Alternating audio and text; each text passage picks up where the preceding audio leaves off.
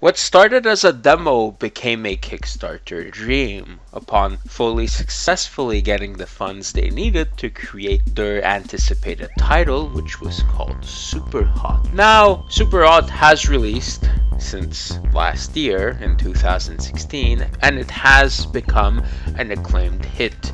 People are praising it for its innovative standpoint in gameplay design, which to its own merit it deserves. We finally had a chance to fully play this title, and here is our impressions on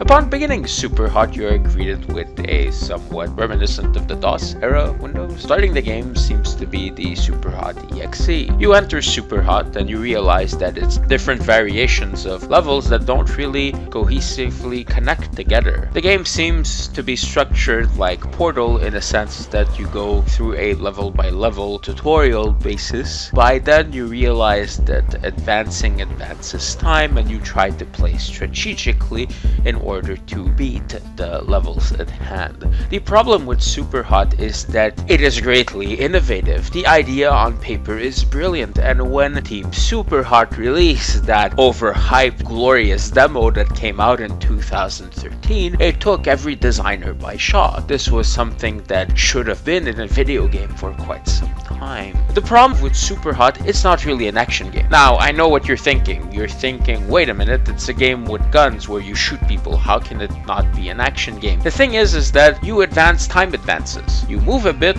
the bullet moves a bit. You don't move, it still moves slowly. And it's more of a puzzle game than a first-person shooter game at this point, because you have to basically calculate the way that you're moving in order to take down your enemies. Sometimes glitches in the whole game design will save you than actual talent, which was weird considering that that demo felt like you were in this kind of John Woo movie where you were dodging bullets. Without the ability to crouch and a useless jump button, it's really all about going left and right. At other times, there are a few neat ideas left and right, but some of them come way later into the game and feel just unjustified and unmerited at this point. The graphical palette as well is interesting, though very simplistic. The game does look like a placeholder asset than anything else. Killing red enemies is fun but gets tiring. The whole design holds your hand. You can't really be that creative with the whole enemy encounters, and that's where it kind of frustrates me. It's a game where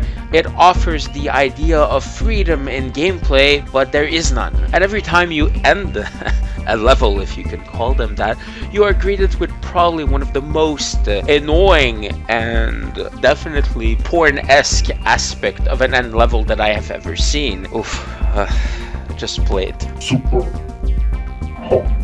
Super hot.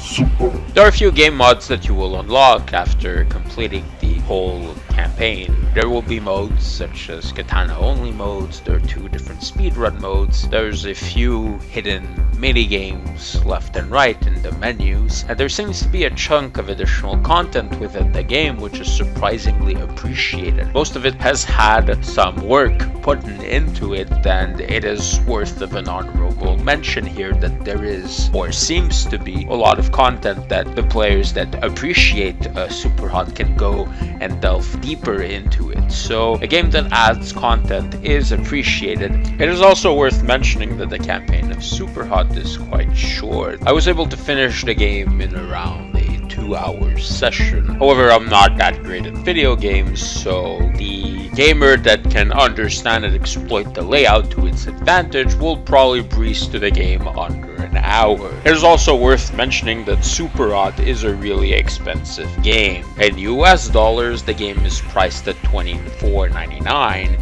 In Canadian currency, the game is priced at $34.99, which could be considered as a premium demo at this point. After a successful Kickstarter, unfortunately SuperHot never achieves what it promised to be at the beginning. It has innovative ideas, and the fact that you advance and time advances is a neat feature that hasn't been seen or rarely exploited today in video games, but the extremely pretentious vibe to the campaign at hand and the so-called puzzle-ish aspect of the one way of doing things really strips it out from greatness. With that said, SuperHot does offer a lot of content and is definitely a finished title.